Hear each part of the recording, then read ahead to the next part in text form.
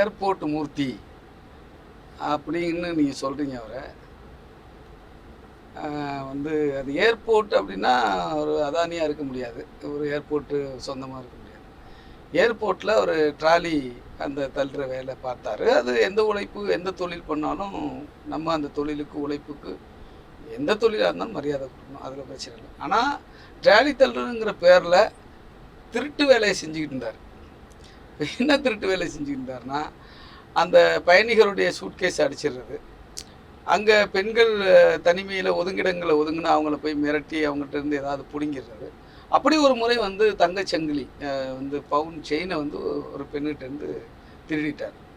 அதனால் வந்து அவரை ஏர்போர்ட்டு காவல் நிலையத்தில் வச்சு அடித்து வந்து அவரை ஜட்டியோடு உட்கார வச்சு கையில் வந்து சங்கிலி போட்டு கட்டி மிக மோசமாக அவர் வந்து அன்றைக்கி தாக்கப்பட்டார். அப்போது வந்து அப்போ விடுதலை சிறுத்தைகள் கட்சியினுடைய முக்கிய நிர்வாகிகளோட அவர் வந்து ஏதோ ஒரு வகையில் கான்டாக்டில் இருந்திருக்காரு. இருந்தாலும் வெளியில் வந்து இவருக்கு சப்போர்ட் பண்ணாங்க எங்கள் நிர்வாகிகள், அவங்க கூட பயணிக்கிறார். அதுதான் விஜய்சிக்காவில் இருந்தால் சொல்லிக்கிறார்.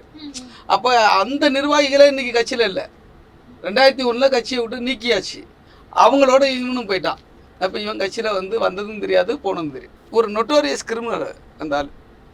இப்போது அதனால் வந்து ஏர்போர்ட்னு சொல்கிறதுக்கு தகுதி இல்லை. ஏர்போர்ட்டை திருடுனதுனால ஏர்போர்ட் மூர்த்தின்னு சொல்கிறதுனா சொல்லலாம், சரிதானா? இல்லை திருட்டு மூர்த்திங்கிறது தான் சரியாக இருக்கும்.